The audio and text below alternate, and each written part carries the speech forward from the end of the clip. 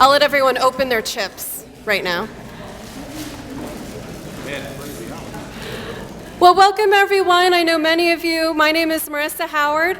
I'm the Programs and Membership Coordinator for the DeKalb History Center. If I don't know you, welcome. If this is your first time here. As some of you know, we are a member-supported organization. We've been an organization for 72 years. And for that time, we've been providing free access to research, exhibits, programs such as this, our Lunch and Learn series. And if you enjoy this program or others that we offer, please consider joining our community by being a member. And this month is an excellent time to join. We have a lot of really exciting things that we haven't announced yet that are coming out, especially moving towards next year. But we are involved with Swaptember. So we have this in the back. If you're a member of any of the other 15 Atlanta attractions, museums, such as the High Museum, the Zoo, Emory, the Carlos Museum, you can join us, a new membership, and get $10 off your membership. The same if you're a member of the DeKalb History Center, you can use your membership for any of these to receive either a discount on a membership or admission or any other discount. So it's a great time to join if you want to be a new member. But we are thrilled to have this program on the Davidson family. This is obviously a topic that's very popular, and we're very excited to have several members of the family. If you haven't checked out in the back, there's artifacts that were brought, and we also have some giveaway items as well, talking about the history, and those will be available in the back at the end of the program. But we have some fun things to show you too. We'll also show you a video that we actually have in our collection from the Davidson family, so we'll show a historic video. But now I'd like to hand it off to Hamilton McDonald. He's 8th generation Georgian, and his mother was Sarah Davidson, and the resident family historian.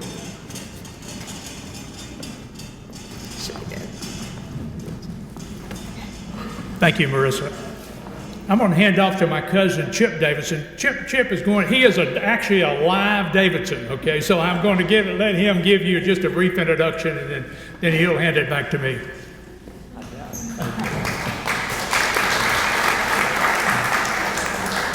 That was so generous of you. It's a whole lot better. The only thing that I can do better than a dead Davidson is stand up here and actually make this presentation for you today. So a real live Davidson, definitely better for you. Can you hand me my glasses there?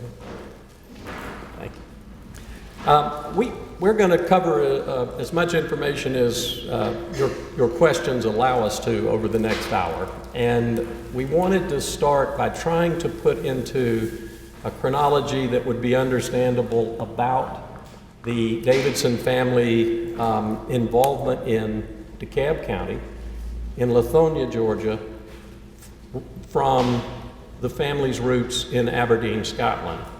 And Hammy is the family historian, and he really has done a remarkable amount of study, and his is so detailed. I think you're really going to enjoy it. We're also going to show you a video that was done as a promotional video for part of the family's granite business at one time, and I'll tell you a little about that in just a few minutes. But I'm happy to answer questions at the end of today's session, and especially to hand those questions over to Hammy to answer for you. But let me start with a chronology of the family, and this is just a quick summary of how the Davidson family arrived in DeKalb County, how they established the granite business that the family is known for here, and just trying to put it in an historical context. And the story begins remarkably 149 years ago this year.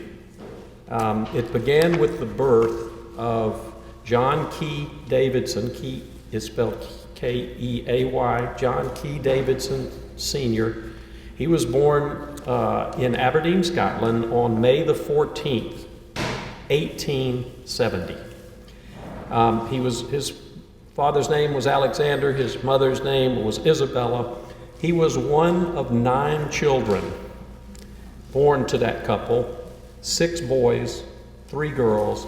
And by the way, a theme you're going to see here as I go through this and explain some of the key players in the family who had something to do with the granite business is that we knew how to procreate as a group. So, then on December the 24th, 1874, Elizabeth Pamelia Ann Norton, known as Lizzie, was born in Rockdale County, Georgia. She was born to Jabe and Rachel Norton. She attended public elementary and high school in Lithonia, Georgia. And you start to get a sense of the connection. It's a long way. I checked, MapQuest doesn't even compute the time between Aberdeen, Scotland, and Lithonia, Georgia, I can tell you. So in March of 1888, Jack Davidson, John Key Sr., went by Jack Davidson, a couple of months short of his 18th birthday, he leaves Aberdeen to come to the United States by himself. His parents tried to talk him out of it, is what the literature seems to indicate, but ultimately they prevailed. They allowed him to leave. He had been working as a stone cutter in Aberdeen, Scotland, and for those of you that are familiar with Aberdeen, you know it is a significant quarrying destination. And he decided he wanted to come to America and see if there was an opportunity for a young man who knew how to be a stone cutter to do so in the United States. Why the United States? Because there's a lot of granite in the ground in the United States. But also because he had 2 sisters. 2 of his 3 sisters were here, living in the United States. So he came to New York, got off the boat in New York, and he moved to Barre, B-A-R-R-E, I hope I'm saying that right, Vermont. Might be Barry. Yeah, thank you, Barry. Thanks, should have known. And one of his sisters was living there, and he went there. Her name was Tina, and he went there. When he arrived, it was March of 1888.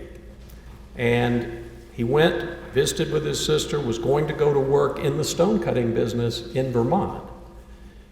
And the weather was so cold that he literally couldn't get a job because guess what? Nobody cut stone in the heart of the winter in Vermont. And he spent a couple of months there trying to find work. My suspicion is that was the length of Tina's willingness to house him. And he decided to move south to where his other sister was living. And that was a small town that was named after stone, Lithonia, Georgia. Believe it or not, his sister was living in Lithonia with her husband, his sister Maggie, with her husband, whose name was Archie Wilson. And he had opened a quarrying operation that was known as the North Georgia Granite Quarry that produced granite paving blocks at the time. So around May of 1888, this young man goes to work for his sister's husband. Actually, he worked at several different plants around the Lithonia area.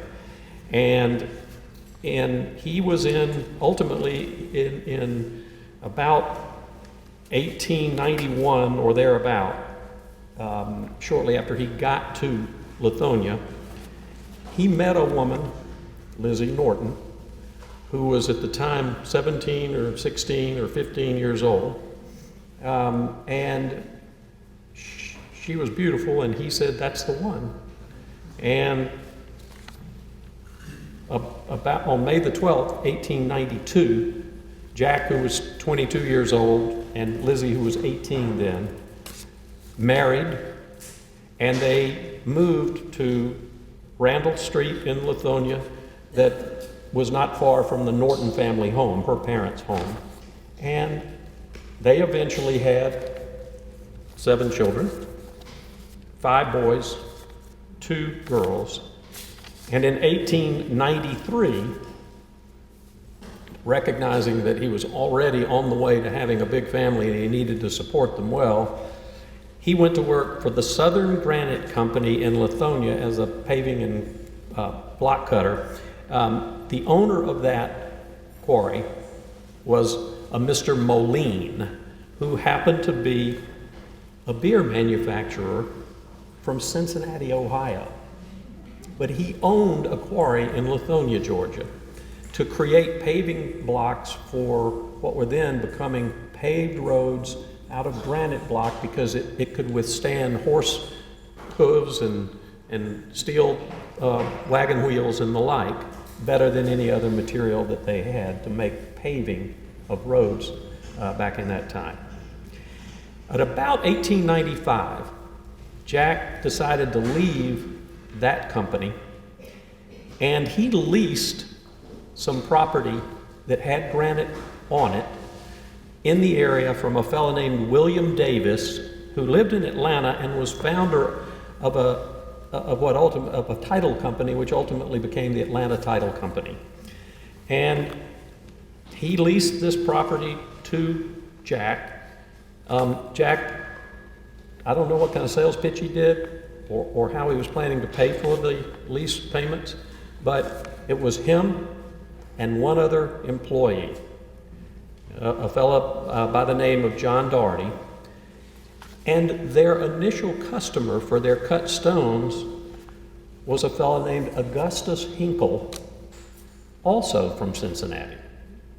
And if you think about how in the world do you get to know people in other cities as far away from Lithonia, Georgia as Cincinnati? I have no idea, but perhaps our family historian can illuminate us on that later. In any event, he went to work. Mr. Hinkle, his customer, also provided what we would think of as venture capital, money to help finance this brand new business. And so in 1895, he was working at this business that he had essentially founded as a consequence of leasing this property, and grew it slightly over that period of time.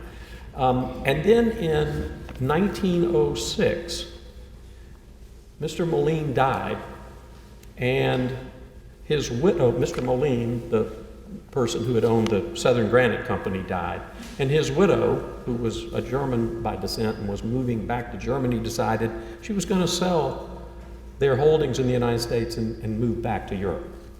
And one of those properties that Mr. Moline had owned in the Lithonia area was what we have always referred to as the Big Ledge Quarry property. And she put that property, among others, in the marketplace. There was a very successful operator of quarries, in fact, the most successful operator of quarries at that time in the state of Georgia was a fellow named Sam Venable from Stone Mountain, also DeKalb County. And he really wanted that Big Ledge Quarry property. Somehow, Jack found a way to find a partner, a backer. That backer's name was J.C. Johnson. He was from Lithonia. He was somebody that Jack obviously knew. He was well endowed financially, and he put up the huge sum necessary to buy this quarry property in 1906, $15,000 to buy the whole thing. And they created a 50-50 partnership, and the history on this said that Mr. Venable was really unhappy with the fact that he didn't get that piece of property.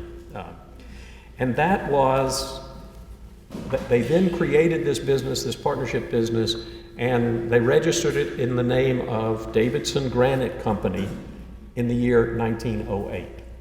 So that is the official beginning of what the Davidson family business was, 1908, actually 1906 with the actual acquisition of this property. In 1919, Norton Davidson and Key Davidson Jr., Jack's two oldest sons, came back from serving in World War I, and they both were encouraged by their father to come into business with him, and they were allowed to become employees and shareholders in the business, in the partnership that he had. And they were working full time there. And then a year later, my namesake, my grandfather, Charlie Davidson, the fourth son, at that time the third oldest living son, began to work full time at that quarry. He had just graduated from Emory Academy, which is not the university. It was the high school and elementary school academy, and his plan was to go on to Emory University in Atlanta. But he became so intrigued and watched his two older brothers become partners in this new business that he said to his dad, maybe I'd like to come to work for you if you'll let me be a partner too. And apparently his dad said, sure. And he never went, my grandfather never graduated from college as a consequence of that. He worked from that point forward in the business. During the ensuing years, from the early 1900s until the beginning of the Great Depression in 1929, the business was doing great. It was selling primarily cut stone products and crushed stone products for road constructions and all sorts of projects. And the next thing that happened is the Great Recession gets here, that business dries up. But in the meantime, they had fortuitously learned, and my grandfather was the person, the family member on the point that was assigned to try to figure out if there was any other way to use some of the materials that they were producing there at the Big Ledge Quarry operation.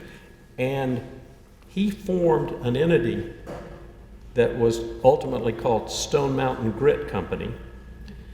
And the product was crushed granite that was given to chickens, and it helped them digest food, which helped them to grow faster and better. And it was completely different than the building products business. I personally would have thought he was crazy if he was my son doing that, but thankfully they didn't.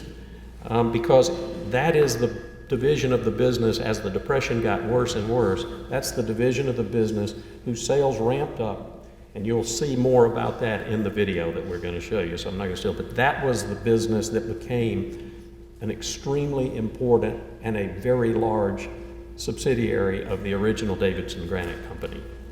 And again, you'll see all about it. In 1940, Jack Davidson, the founder of the business, retired from the business, and he was a big gambler in horse racing. He really enjoyed the horse races down in South Florida, so he wanted to go down there full time and did. At that time, Davidson Granite Company, 1940, when he retired, was the largest producer of diversified stone products in the United States. Building products, poultry grit, soil conditioning products, which you'll see some about as well. And the parent company had three affiliated subsidiaries, or affiliates: Stone Mountain Grit Company, Lithonia and Stone Mountain Railroad Company, and a building division called Knapp Construction Company. Anyway, 21 years later, Jack Davidson passed away, and he was 91 years old. His wife, Lizzie, had passed away 40 years before that. He had never remarried. And the company name was changed to Davidson Mineral Properties several years later in 1968. And in June of 1968, an investment entity out of New York, which was an offshoot was owned by some of the descendants of John D. Rockefeller, purchased the company, and all of its affiliates, but they left it to the family to continue to operate and viewed it as just a portfolio company acquisition at the time. In December of 1970, a couple of years after the Rockefeller entity acquired the Davidson mineral properties, it was sold to Koppers Company, a New York Stock Exchange listed enterprise that was, again, a diversified conglomerate, and that company had kept the company as a wholly owned affiliate of the subsidiary of that publicly traded company. And in June of in December of 1970, my grandfather, who as a part of that transaction had agreed to stay on and run the business for the Rockefeller family, when they sold it to Koppers, my granddad retired and handed it over to my dad, who apparently had agreed that he would stay on for the new owner and run the business for 10 years, which is highly unusual for those of you who know much about the private equity business, but it was very unusual. But Dad became the president of the company in December of 1970, and in June of 1980, my dad retired from the business, and he was the last Davidson family member involved in the granite business in DeKalb County. So that's the overview. It took a bit longer, I'm sorry, but that's the overview. There are copies of this chronology, a few of them anyway, if some of you would like to grab one at the end of it, but hopefully he can fill in a lot more blanks. So all yours, buddy.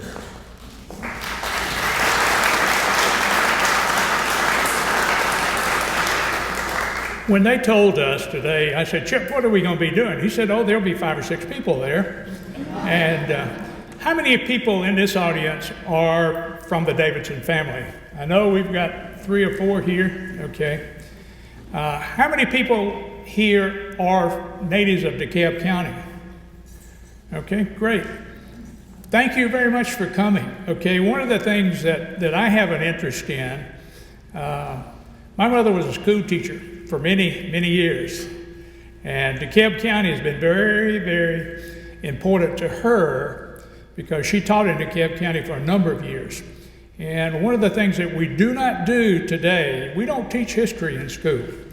And a lot of the lessons in history about the creation of what has transpired, we're losing that. So there'll be a little bit of redundancy, but I've got some visuals that I just want to show you. Basically, again, this is a picture of John Key Davidson Sr. Okay, this is basically my grandfather. My mother was Sarah Davidson. She was the baby. She was the last one. She was born in 1915. She was the last Davidson to be born. In fact, she was an accident, I think.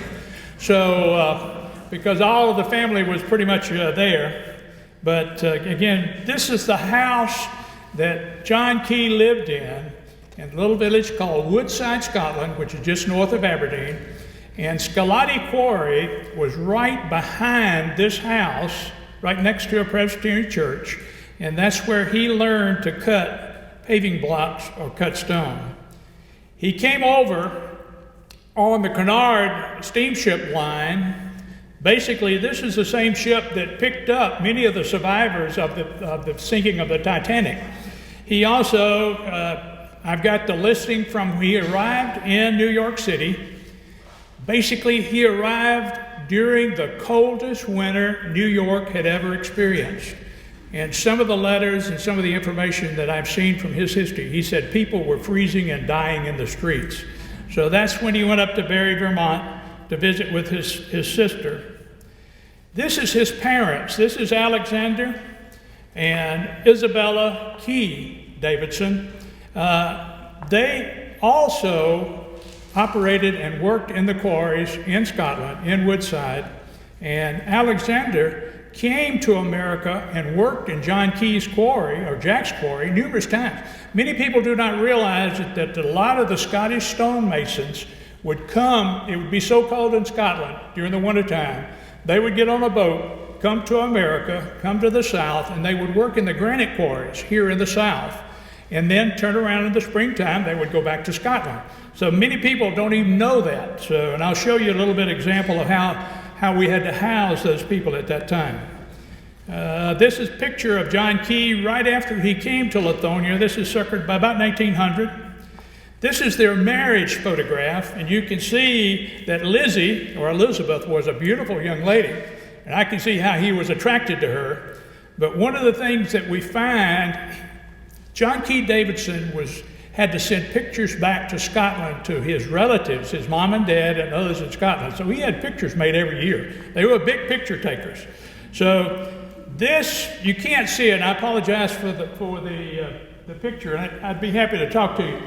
The gentleman in the rocking chair is J.A. Norton. Now, J.A. Norton was Lizzie's father.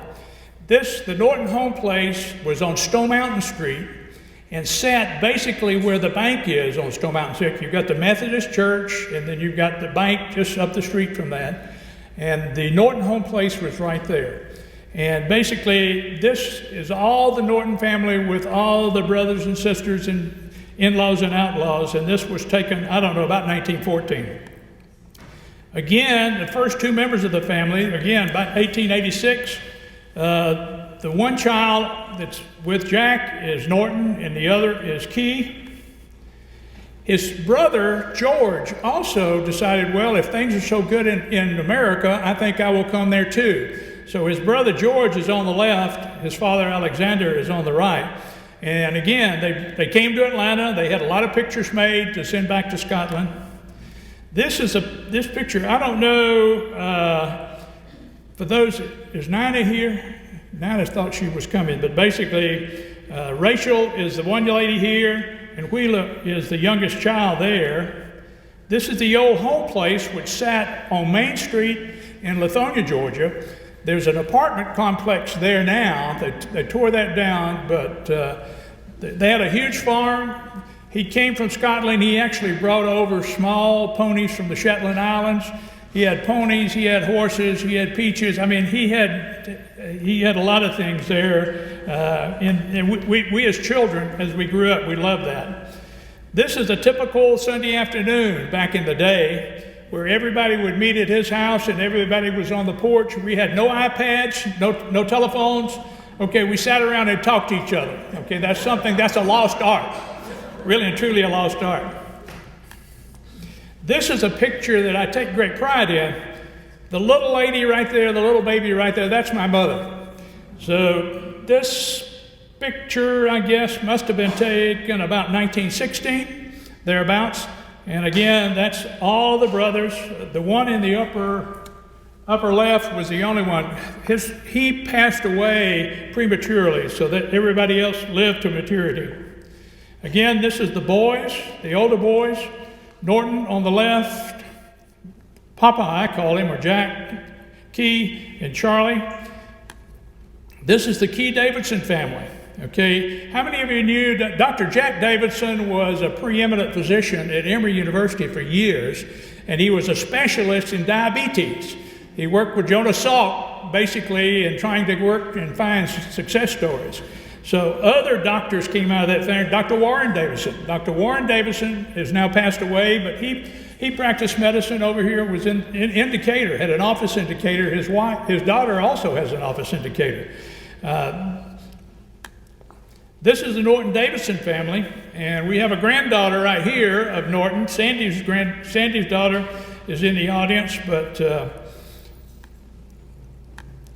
this is basically another family photo with everybody. Again, I told you we had a lot of families, a lot of family members. We love to take pictures, I think even more so than today. This is the Davidson grandkids. I'm not there yet, okay? I hadn't been born, so I came along later in life because my mother being the baby in the family. This is something, we have movies going back to the 20s. This is about a minute it takes this to run. That's me 75 years ago. Okay, I was a pretty good, cute kid, I think, Really and truly, and that's the other young lady in there is Ann Rankin, and her sister is in the audience. And so everybody on Sunday afternoon would gather at my grandfather's house. We call him Papa's house. And everybody would have big family reunion at that point in time. So that's, again, my grandfather there, and Norton. Sandy, Norton Alexander Davidson Jr. is basically Suzanne's father. He was in the Air Force at that time. Again, this is right around World War II, or just building up to World War II. So, but this basically is all the family members. But again, we go all the way back. We're fortunate we have movies back to the 1920s. My problem is I don't know who some of those people are. So if there's anybody in the audience can help me, I'd be happy. Anybody here older than 100, they can come back and tell me. So, but Davidson Granite Company, basically one of the things I wanted to show you, again, we mentioned pavers or cobblestone or Belgian blocks. One of the things that they did is they cut these, and it was a piece business. For example, if you wanted that cut stone, you got paid per block. So one of the pictures that I hadn't been able to find is a line of stone cutters, just this huge pile of blocks. And they would in turn ship those blocks up to,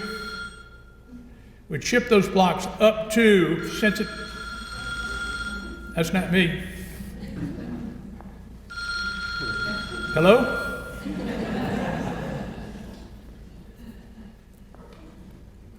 But that's an example. I apologize. Some of these pictures, especially in the lighting conditions, are not that good. Here is a group of stone cutters. They're actually breaking off of what we call a ledge. Now, I will be very candid with you. I worked 4 summers. I worked 2 summers in this quarry, and I worked 2 summers in the grit business, the crusher business company. And you won't find any hotter job anywhere in the United States and working on a granite ledge like that. And it was very interesting how they were able to separate the granite and break it off. And I don't have time to go in that to tell you a little bit more about that. Just reach me afterwards. But again, this is going back to about 1900, where they were actually working in the quarry. And Papa, or Jack, when he first came here, when he went into business for himself, he bought him a mule and wagon, and he had one gentleman to help him, and that's how he got started. And Chip kind of amplified that in some of his introduction.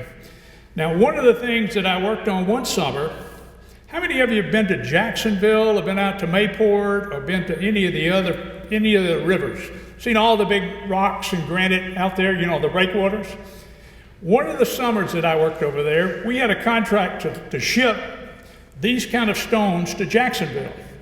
And they were going to place them on the banks of the St. Johns River. And the federal inspector was there, and he would not let us load a rock that didn't weigh 500 pounds. And I asked him, I said, I have never seen a 500-pound rock float. But he said, no, they got to be bigger. So some of these would go up to 20 tons. Then they went from granite curb. Now, one of the things that we found was the granite curb, again, was shipped up to Cincinnati, Ohio, New York, other places. Why granite curb? Number one, the curb would not be harmed by salt or anything else that they put on the streets. So the people there, and they could lay it, and so they went into the curb business. That's the example of granite curb. Then they went to the dimension stone of public buildings. For example, this is the Carnegie Library, and I can't remember exactly where that is, but like the stonework in the base of this building. Did this stonework come from, I don't know where it came from my quarry or not, but it came from similar quarries. Chip mentioned the Venable family. The Venable family bought Stone Mountain for $48,000. Okay, just think about that. I don't know what Stone Mountain is worth today. Probably couldn't put a value on it. But again, this is the state office building downtown at the Capitol. A lot of the base stone, the steps, and everything else came out of the quarry at Pine Mountain. Now then, one of the things that Papa or Jack found was when the stone cutters would come from Scotland to Lithonia to cut stone in the wintertime, there was no place for them to stay. So he in turn bought the building, which is now on the historic register. It still exists. It's in downtown Lithonia, just almost on Main Street, and converted this into the Auto Rest Hotel.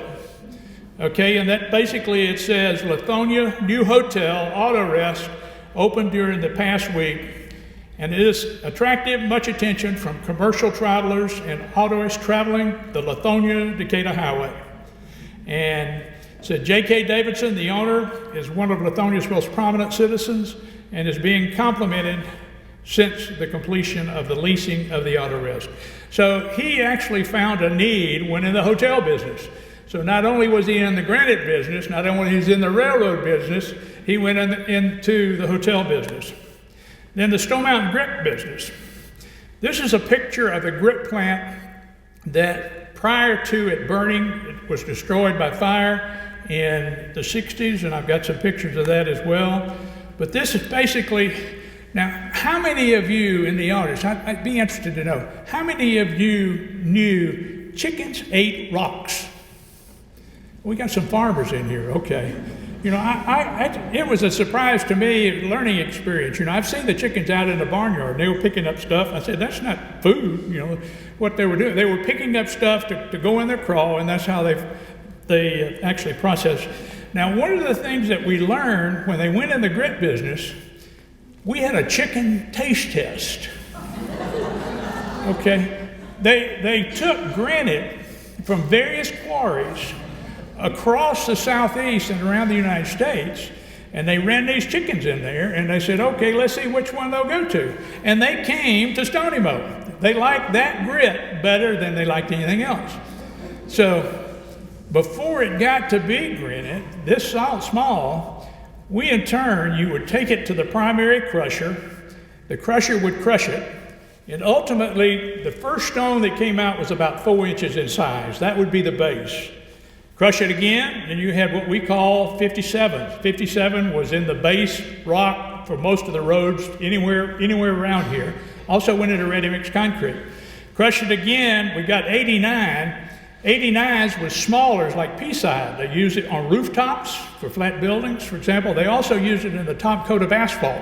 So most of the roads that you see out here had that granite type in it. We crushed it again, we had turkey, okay? So we provided crushed stone to the turkey industry. We cashed it again, we had hen.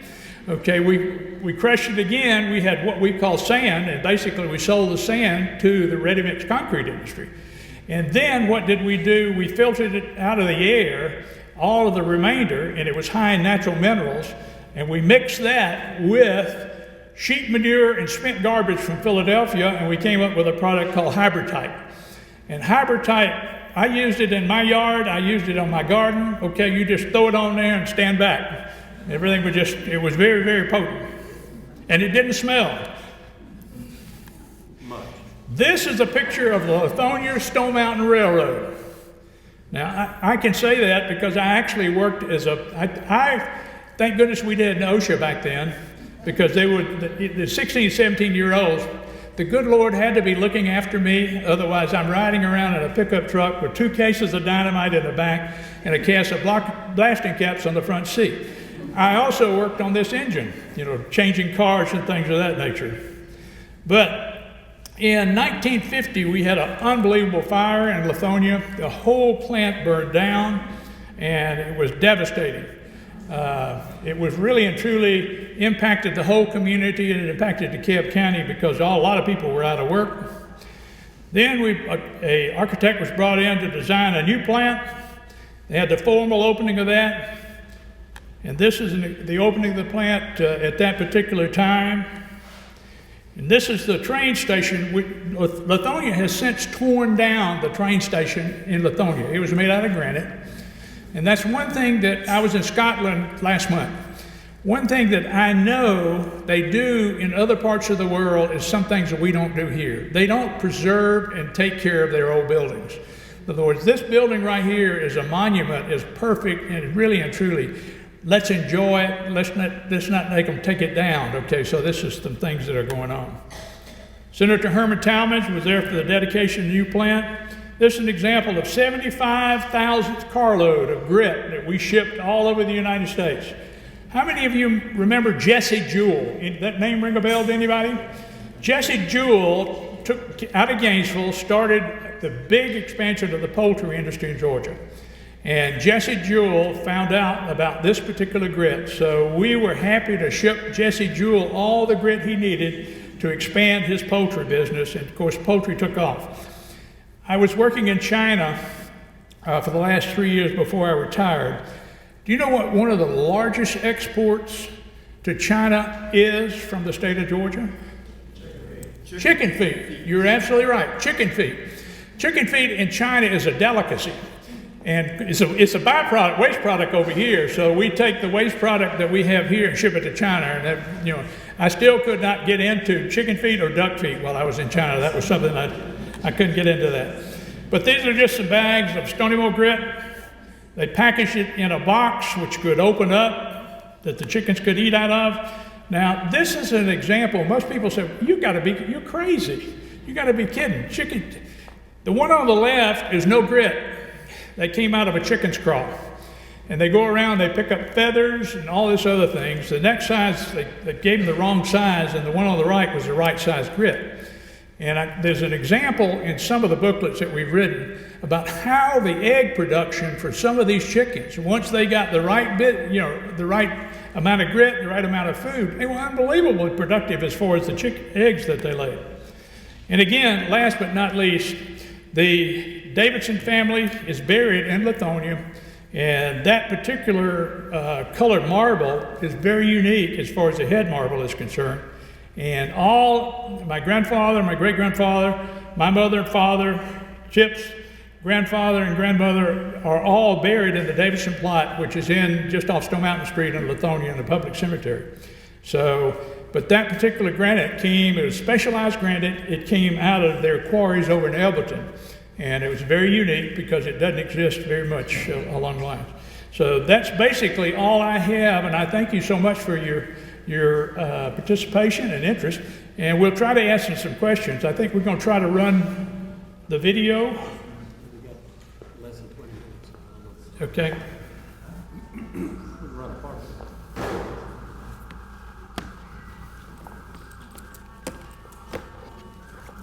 If you'd like to answer some questions while I set it up. Okay. Does anybody have any questions I might try to answer? Yes. When was the park or the area gifted over as a park? Was it through the Rockefellers or your family? The Arabia Park?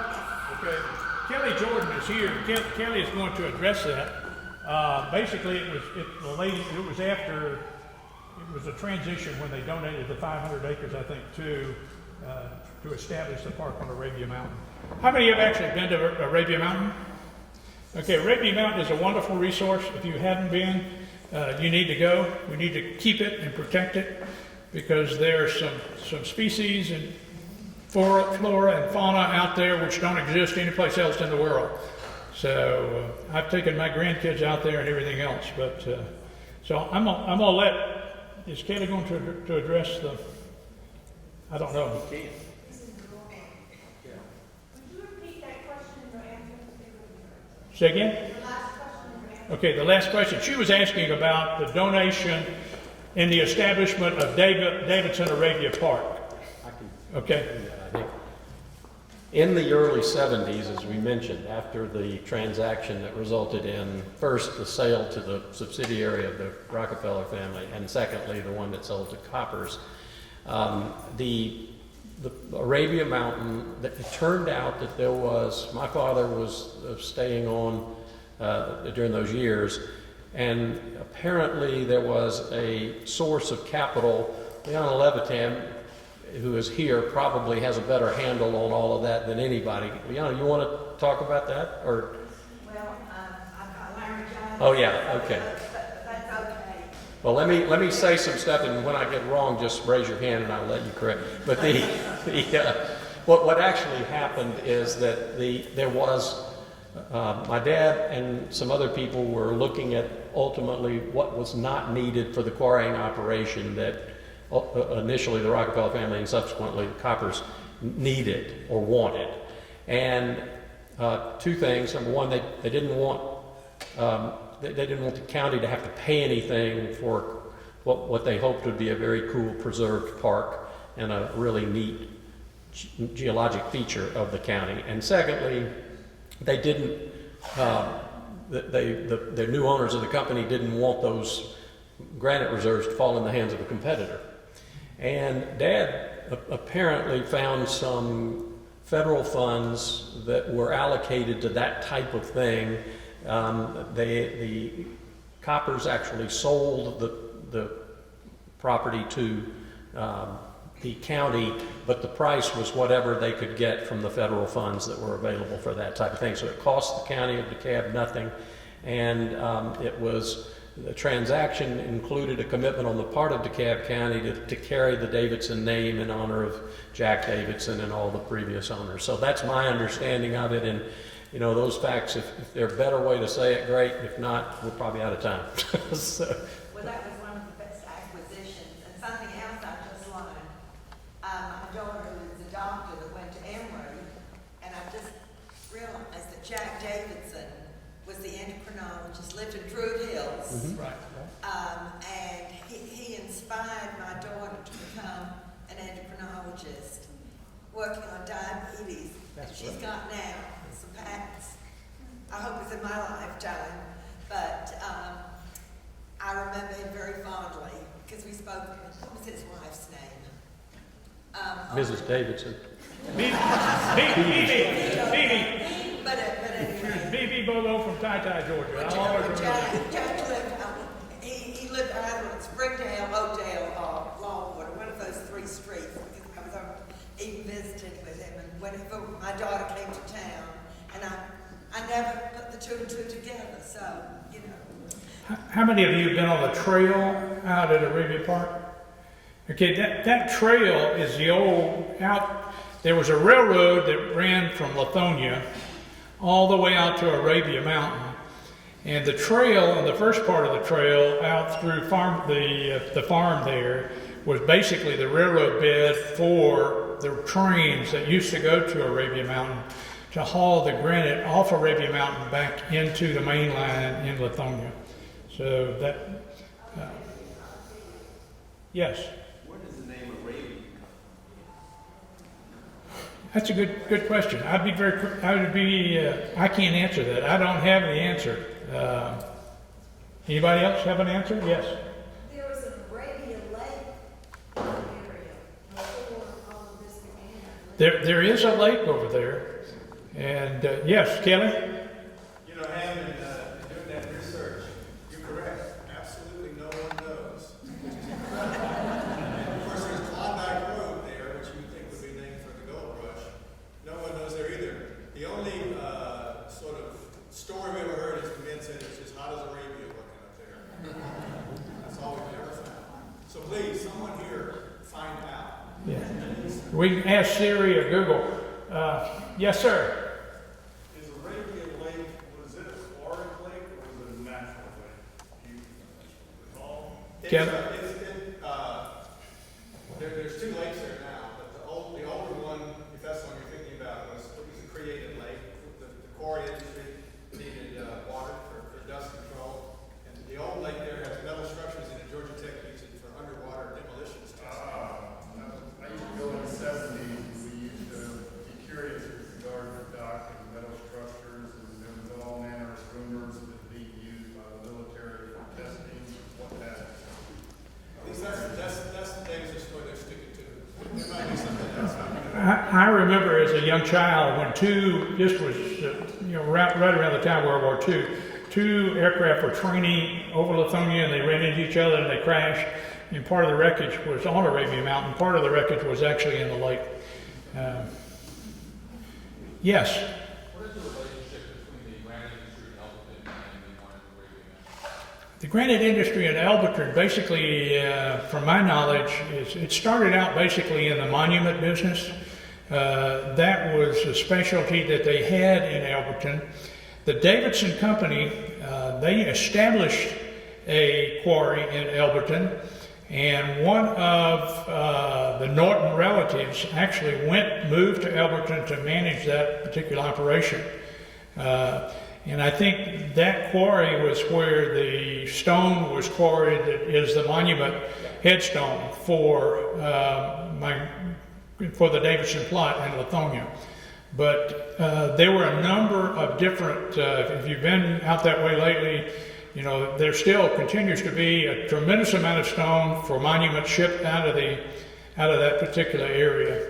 And one of the things most people don't realize, we had stone shipped into Lithonia from all over the world, from Central and South America, from different stone deposits. The stone was actually shipped in, it was cut and polished, and used in various locations, high-end, I mean, some beautiful stone. The family has some in some of the homes that were developed and built around at about that time. Other questions? Yes. Do any of the businesses still exist in Lithonia? And if so, who are the owners? Accomplishment, well, they actually sold to Hanson. Yeah.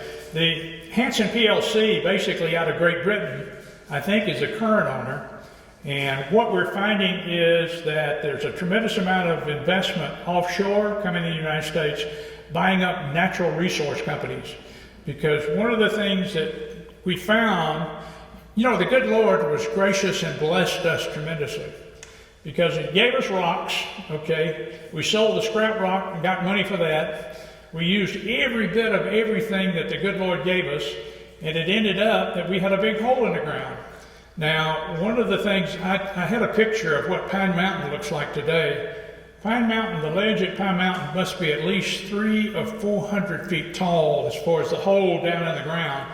My understanding, DeKalb County wanted to buy it to use it as a refuge disposal site. Of course, the people in Lithonia said, no, we don't want that around, so I don't know what the status of that is now.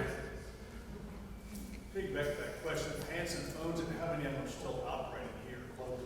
Are they actually operating the businesses? They are actually still operating the businesses, yes. And they are selling a tremendous amount. If you go to the MARTA tracks out here, you see all the stone down to the side. That's what we call ballast. And they ship ballast all over the United States. So that's one of the products that they do continue to use it for. And it's the crushing business, the grit business, I don't think is not in existence anymore.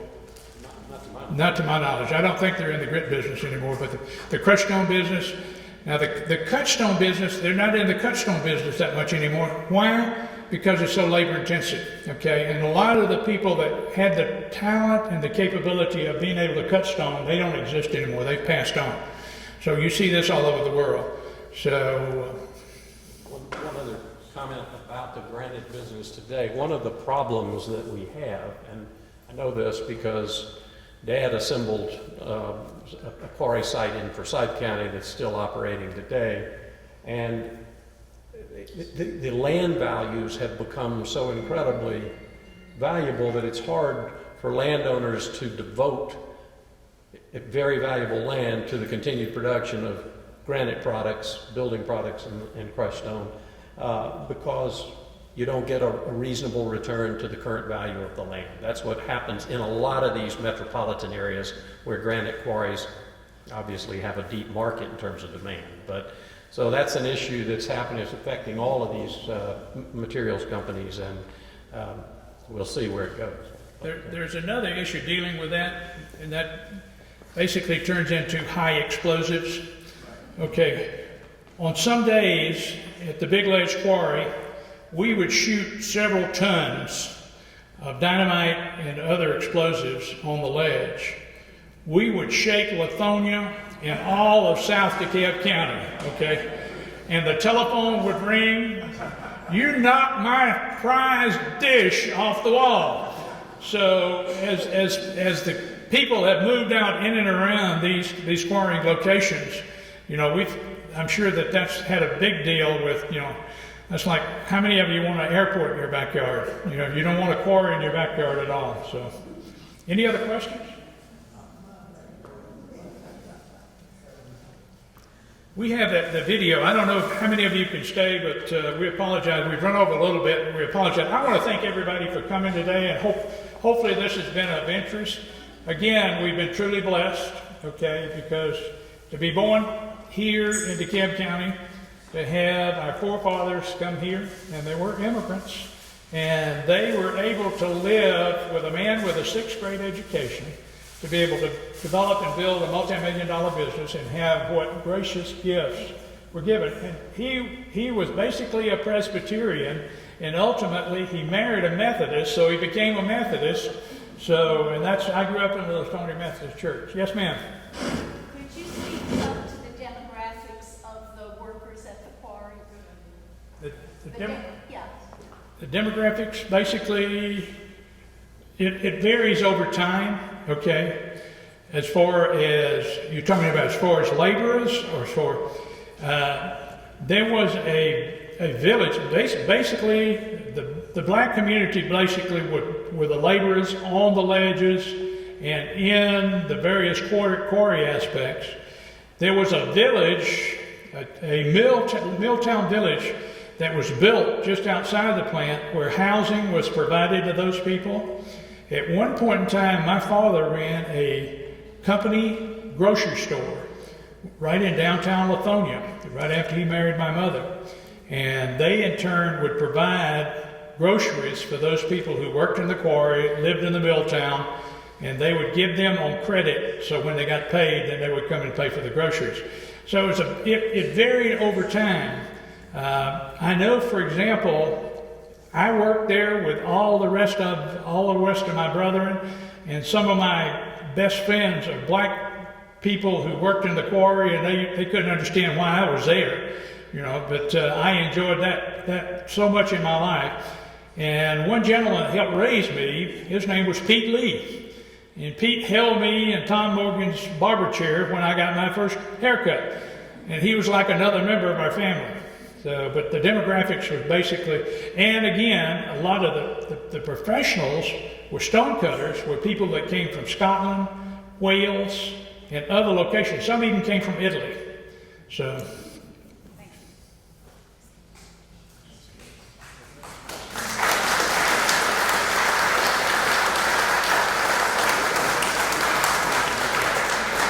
And